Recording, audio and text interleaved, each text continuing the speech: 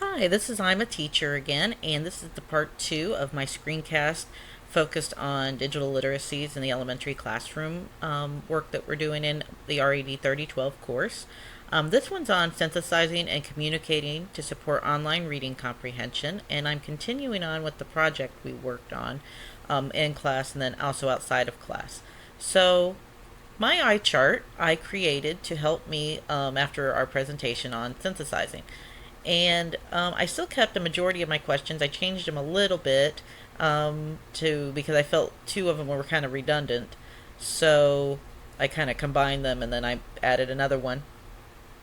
So I went through and I chose three different um, sources to go along with my questions. And I chose It Should Be Hot, Finding a Place for Fluency in the Classroom Instruction, which was an article, about a 7-page article. I chose Why Reading Fluency Should Be Hot, which was a direct response to the survey that was done by Timothy Rosinski, that fluency researcher. And then I also did Fluency Not Hurrying by another researcher who is well known at ILA, known as Shanahan. So I went through and I read through. Shanahan's was a blog post. I went through and I read and tried to synthesize them based on my question according to the chart. So my first question, why would fluency be considered cold? I noted that for the first article that fluency is often neglected because teachers and learners feel they should always be learning something new, and maybe that fluency just kind of fell off the page. They really weren't maybe considering its role. Rosinski says there could be misunderstandings and the importance of it and also how it's measured. And Shanahan said it needed to be distinguished between fluency and hurrying, that some people, there's also a misunderstanding that maybe um, it's viewed as non important or less important because it's not viewed as, a really important role to fluency. There's that misunderstanding. Or, I'm sorry, to comprehension. Should it be hot? Yes, most of them all agreed that in some capacity it should be hot. Almost all of them noted that it's related to comprehension, so it is needed. It may not be needed as much, according to Shanahan, as some, but it's still a strong proponent and it should not be forgotten.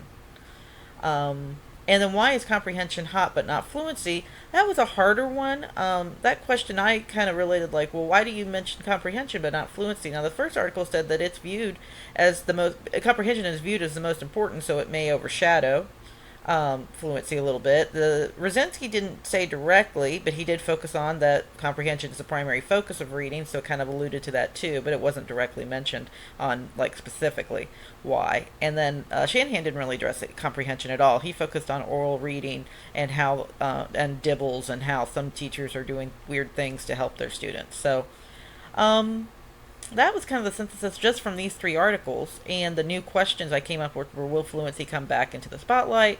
And is one reason we don't focus on fluency, at least in the research, because scores and abilities are up. Maybe overall scores are really good and they're not really thinking about needs because no one needs it. I don't know if I believe that because in the classroom I know it's still being used. I plan to use it, so I don't know.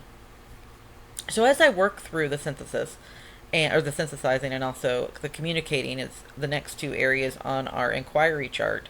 I noticed that synthesizing is really important and dealing with multiple kinds of text at a time and different links and trying to evaluate them and all the other things I did before, along with, I didn't even use any audios or videos or images for this. That I used just, blog posts and articles and things like that, but they came in so many different shapes and sizes. It was hard to synthesize even for this, even on the three. I mean, not difficult like I couldn't do it, but I could totally see how my students would struggle.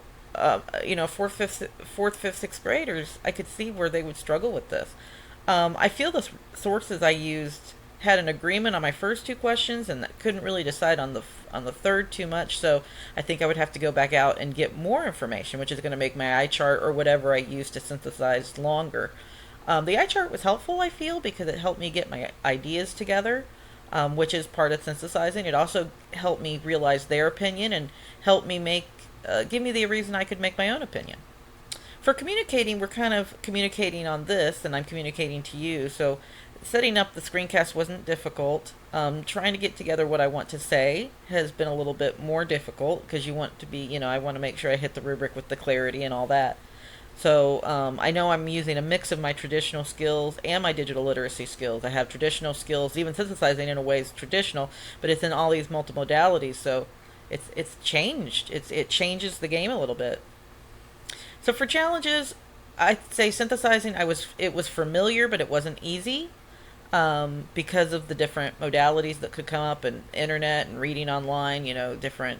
Uh, different presentations. It's just not one book that I'm synthesizing paragraphs or even two books. It could go on and on and on trying to find good information, and then communicating. That was a little new to me, but I'm working through it.